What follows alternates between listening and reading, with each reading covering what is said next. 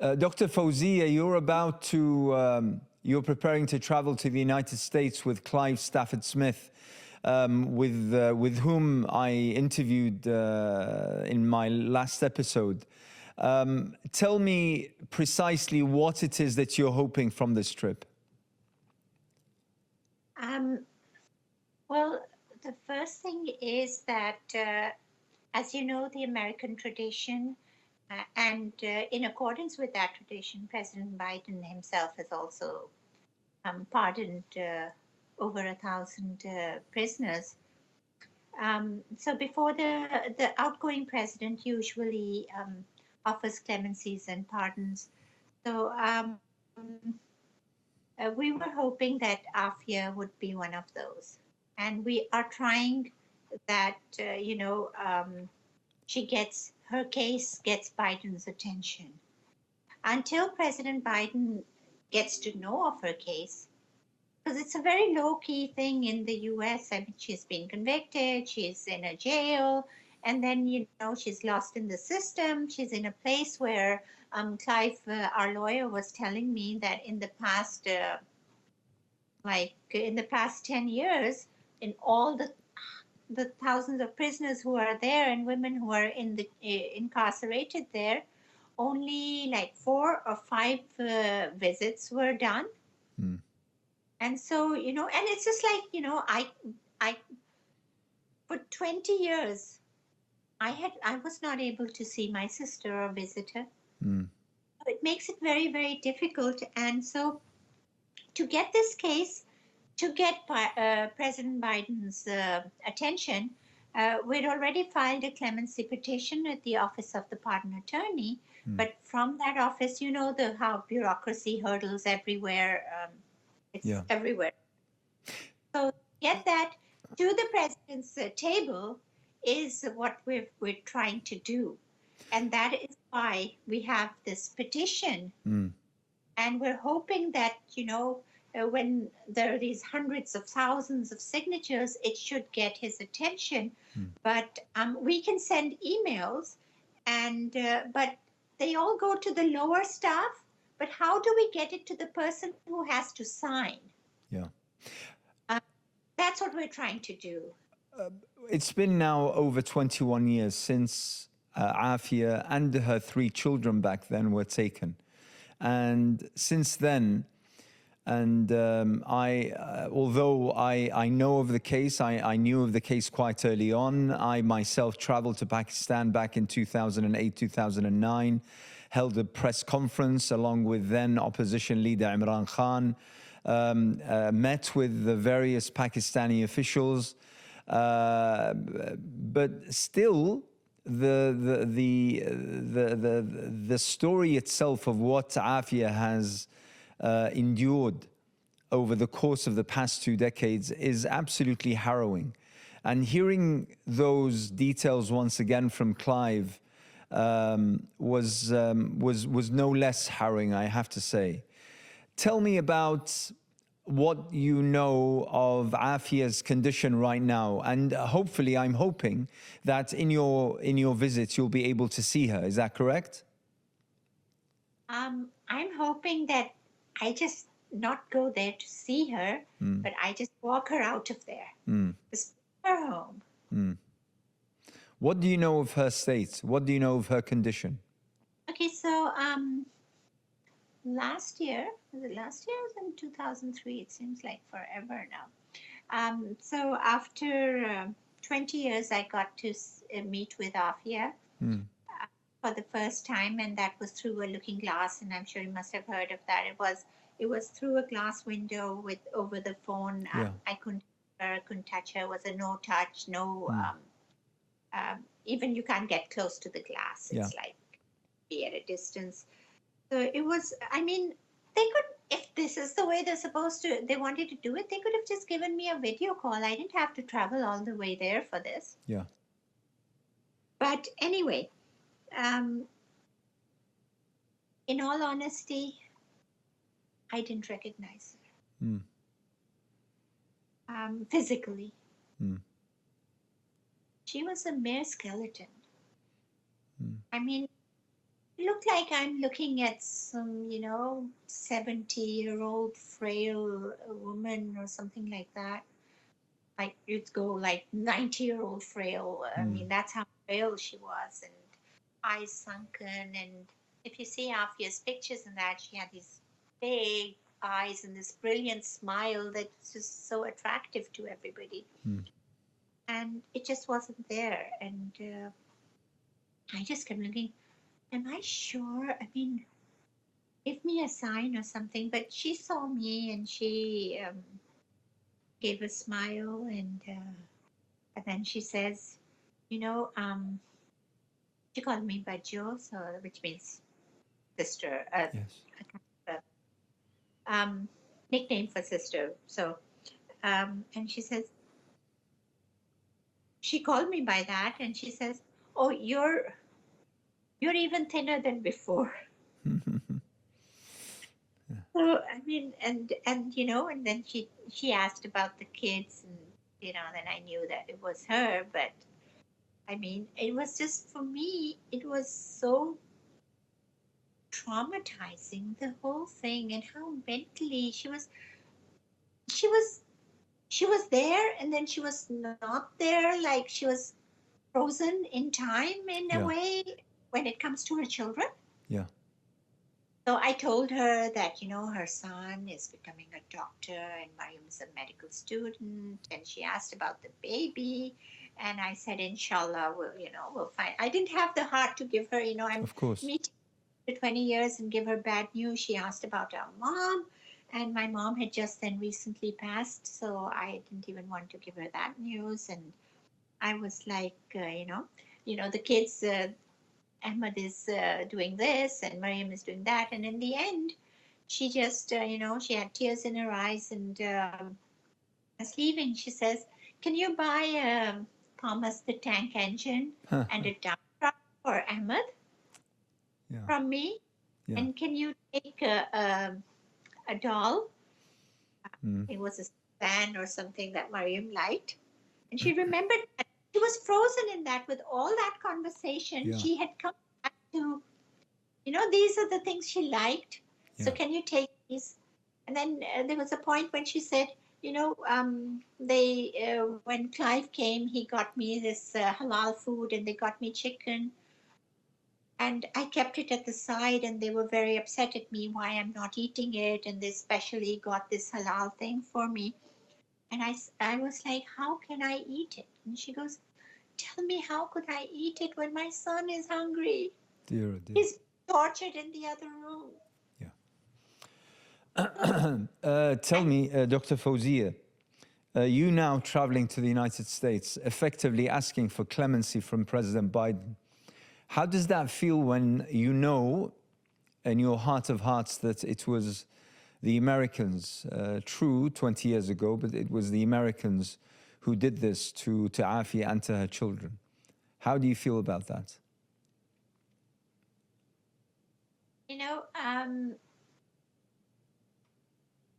At this point, it's just, she needs rehab. She needs family. She needs love and care, and her children have grown, and she just needs some peace, and we all do. Yeah. We need some form of closure. But the thing is that the petition that we filed, the clemency petition, Yeah. it's more like it's more like it's not asking for pardon. It's actually saying that look at the facts of the case. And now that Clive has, done a whole investigative and done like 4 or 5 trips to Afghanistan and has all these witnesses lined up, and we have intelligence agents from the CIA and from the FBI and the ISI and all these intelligence factories who have given their declarations and statements also onto what really happened. That, well, the way we're putting it is not to blame anybody, that, okay, it was faulty intelligence, basically. It was war-torn Afghanistan, and the lawyers and And it was just fear and favor and all of those things that came in between and got her convicted. But Yes. here are the look at the facts. That's why we're hoping we need this to get to his table so he gets to see the facts. Yeah. And once he sees the facts, the merit of the case is right there. Yes. I recall that when I spoke to Clive, he said something and he repeated it once or twice. He said, I just want Aafia out. I just want Aafia out. And I don't think that anyone would begrudge you that, regardless of our misgivings regarding the so-called American justice system. But let's hope that that comes true. In regards with Pakistan, Dr. Fowzia, I am told by Clive that Aafia is arguably the most famous woman in Pakistan right now. I take it that the Pakistani people, I don't know about the Pakistani government, but the Pakistani people at least are behind you. Is that correct? Yes. Yes, that is correct. I mean, Aafia is known countrywide. Mm. And even just last Friday, on the 3rd, as a New Year's celebration, actually throughout the country, far and wide from the mountains of Ugi, which is where China border up in the Himalayas, Yes. all the way down south to Karachi. There were protests everywhere, and people had come out on the streets just in solidarity and, trying to wake up the Pakistani government. Mm. In regards with the family, I understand, of course, that your mother passed away, and on her deathbed, very poignantly expressed her forgiveness of those who were complicit in Aafia's trials and tribulations over 2 decades. Generally speaking, the family, what's the situation? What's the situation with the children? You speak of Aafia's son and daughter both being either doctors or medical students. But generally speaking, what's the thinking of the family in your plight traveling to America now? What is their state of mind? Okay, my kids don't like me going to the US. Mm.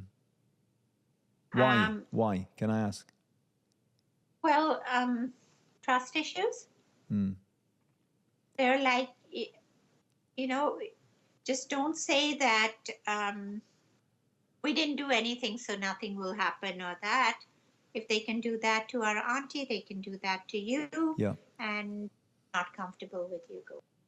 Yeah. At any, and they're pretty disturbed. Mm. And the same thing is with Aafia's kids, especially her daughter. Mm.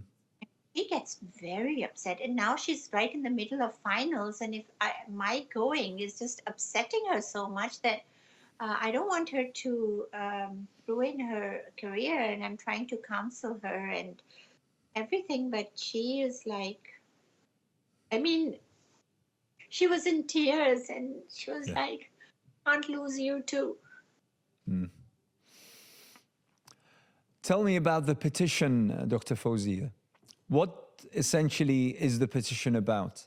Is it outlining the case from the legal perspective, from the evidential perspective? Is it talking to President Biden's heart, or is it talking to someone's mind? What's the petition? Tell us a little bit about it. The clemency petition that we have filed has like 3 parts. The one is the merits of Aafia's case and why her sentence should be commuted and why she should get full clemency, and how she is innocent and is wrongfully where she is, right? Yes. And then that's like a whole thesis that Clive has prepared. And then there is a declaration from me, which has 2 parts. One is like a testimonial of everything that I went through and the facts that I know as they were, as a family, and as, what Afia was and everything, right? Mm. So those are like facts. And then there is this personal letter from me, which I'm sure I think I can share. I mean, it's Mm. in the office of the pardon attorney already, which is emotional, calling to President Biden. Mm. And I insisted on this. And, I appealed from, a verse from the Quran and from the Bible and from the scriptures. And I mean, basically, I like tore my heart out Yes. and gave him, and also, said, like, you have, and I updated it, like, you've, and quoted him on why he pardoned his son, Mm. because he believed in compassion and second chances, and that family comes first. Yes.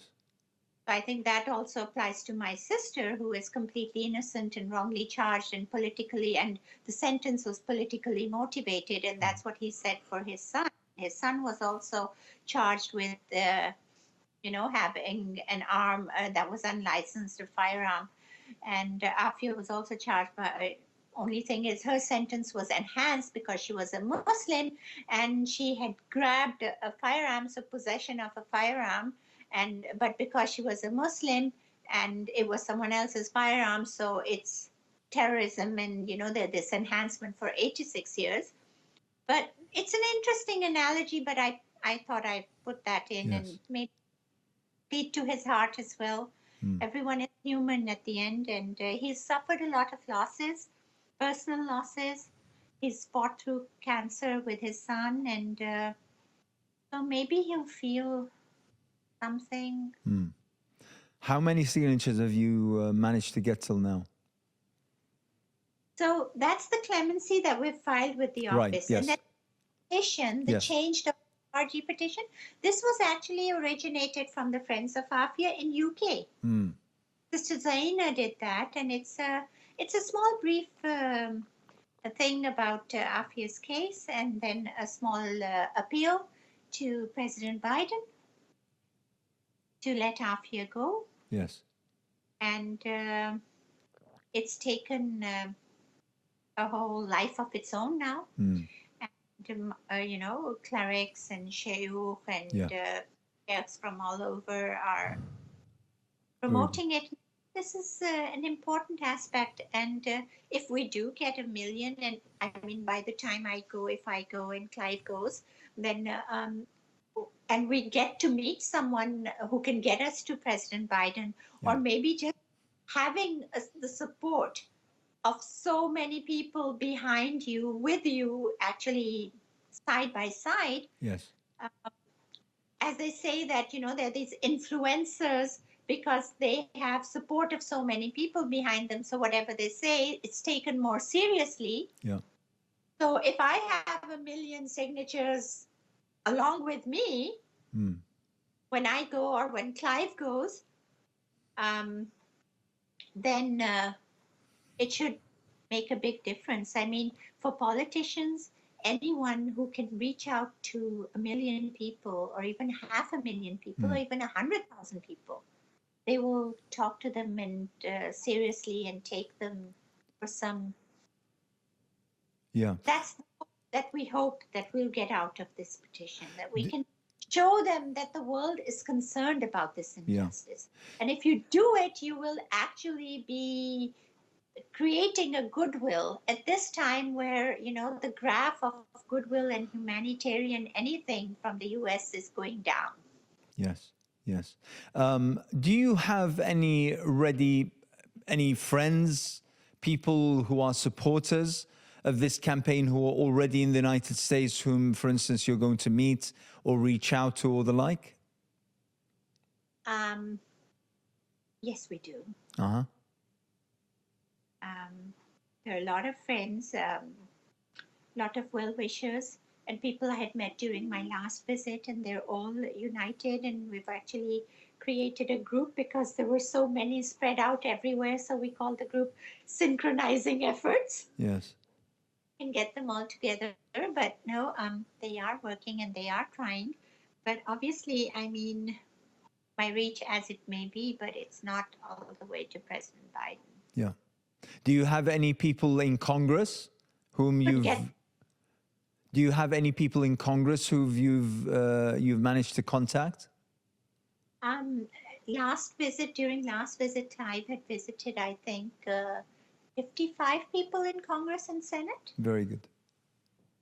So yes, so we're following up with them. I have actually, just after this, and there's another thing that I've been forced to do, and then I have some Zoom meetings with some of these people. Excellent. Excellent. Tell me about the Pakistani government. What kind of official support do you have? Verbal? Oh, Well, 100. also any kind of support that you have from the Pakistani government. So I have 100% verbal support, I can say that. But are they walking their talk? Yes. That's the million-dollar question. Yeah. Is there absolutely no walking their talk? Absolutely none? Well, let's see. Let's hope that they haven't messed up with my passport when they kept it for all these days, and I enter the U.S. That's the first step. Okay, I mean in the few minutes that we have, but I'd like to. I mean this story it pulls at the heartstrings on every single level, and I simply can't imagine what it's done not only to you and to Aafia's children, but also to the entire family. But I mean. Clive, when describing yourself, he says, she's the sister that everyone needs at their hour of need. And he sang your praises like I've never heard before anyone sing anyone's praises.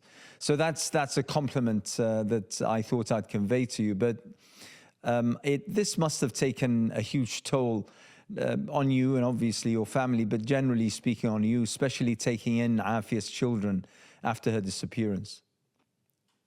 Oh, yes. I mean, every such situation, see, it's not just one person that, is wronged. The entire family is affected.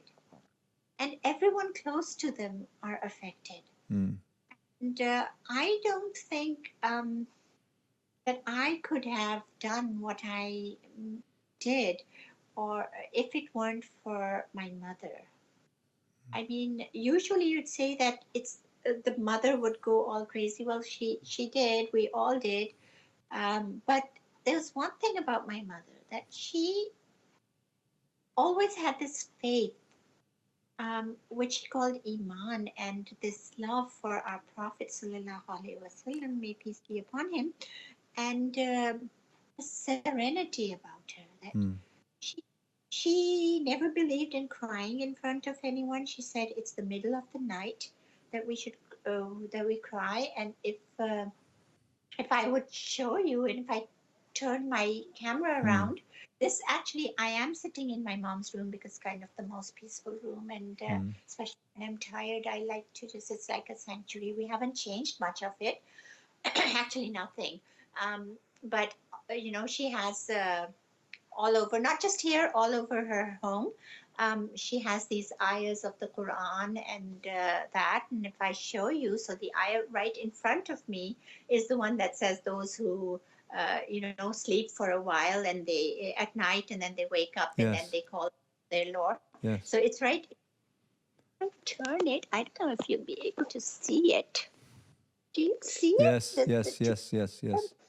Yes. There. Yes.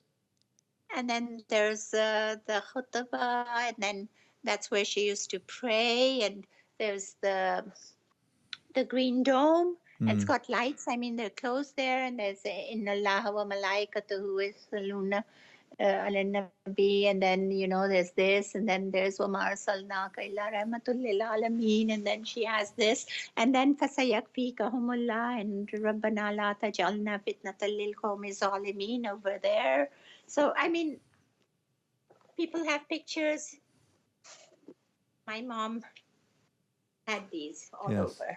This is her legacy, actually. If you go outside and in the veranda and all the aisles that she's put in and that, and she was like, and a few days before she died, she said that, don't remove these. And I want you to, passing by, I hope that you would see them and, remember.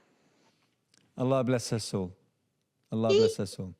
so she would forgive everyone. And I was very bitter, very angry. Why would this happen? I mean, what did she do? And this is not fair. Because like most young people, and I was a doctor and I was in the US, and I had this high thing about that the US justice system and everything, and it just like broke. It was a big shatter to my whole belief in United States. And I was like, how can this happen? And why did this happen? And especially in 2008 when I saw the picture. Because my friends used to say that, if she's with the US, at least they'll be taking care of her. Yeah, yeah. When I saw the way she was, it was not just heartbreaking, it was just something very painful, because everything you believed in just went, just broke. And, my mom would always say, no, you forgive. You have to forgive and you have to keep your heart clean, otherwise you'll never have peace. And even before she died, she said that, Fawzia, you have to go to Dubai. You have to forgive Musharraf, and you have to go and, everyone. She would name everyone, and that let them go. Let them go in peace. And my mom said that, and the third day, he died in peace. I mean, in whatever agony that he went in. But that's one of the things that kept us going. That she would always be there to calm us down. Anything that would be upsetting, and that she would always say, "Has Allah died? Yes. Why? Wasta'inu bis sabri was salah." Yeah, yeah. That was. Dr. Fawzia, from everyone here on the London Circle and here in London, we're absolutely with you. Our prayers and our support, our hearts and souls are all backing you, as well as our dua. And hopefully, inshallah, when we hear from you next time, very shortly, Aafia will be free and she'll be home with her family and loved ones. Thank you very much for joining us. Thank you. Thank you so much, Anas. Thank you so much for giving me this opportunity to talk to you in your wonderful podcast. It's been a pleasure. Thank you.